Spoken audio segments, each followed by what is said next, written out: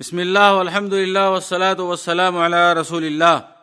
نبی اکرم صلی اللہ علیہ وسلم کی حدیث ہے، من حسن اسلام المرء ترکہ ما لا یعنی، کسی انسان کے اچھے ہونے کی علامت یہ ہے کہ جس بات سے اس کا سروکار نہ ہو اسے چھوڑ دے، جس بات سے اسے حاجت اور غرض نہ ہو اسے چھوڑ دے۔ تو پیارے حبیب صلی اللہ علیہ وسلم نے یہ بات اس لیے بیان فرمائی تاکہ مسلمان اپنے حدود میں رہے۔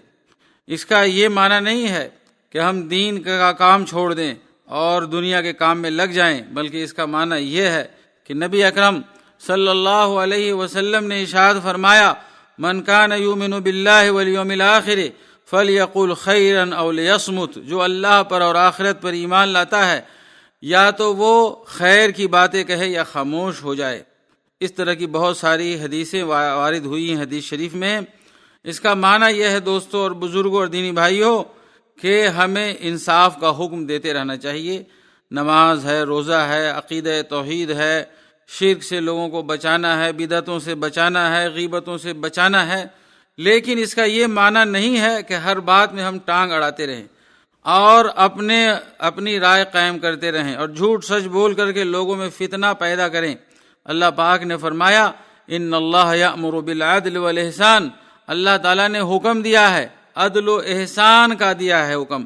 لوگوں کے سامنے ہم اچھا کام بیان کریں، فلا یجرمنکم شنآن قوم علی الا تعدلوا اعدلوا هو اقرب للتقوی، کہ لوگوں کی دشمنی تمہیں اس بات پر آمادہ نہ کریں کہ تم ظلم کرنے لگو، تم انصاف سے کام لو اگر تم اچھے انسان ہو۔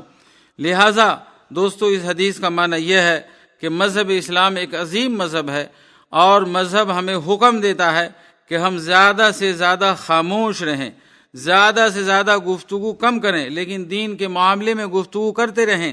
اللہ تعالیٰ نے فرمایا، وَلْتَكُن مِّنكُمْ أُمَّةٌ يَدْعُونَ إِلَى الْخَيْرِ وَيَأْمُرُونَ بِالْمَعْرُوفِ وَيَنْهَوْنَ عَنِ الْمُنكَرِ، کہ تم میں سے ایک ایسی امت ہونی چاہیے، ایک جماعت ہونی چاہیے جو بھلائی کا حکم دے اور برائی سے روکے، خیر کی طرف لوگوں کو دعوت دے۔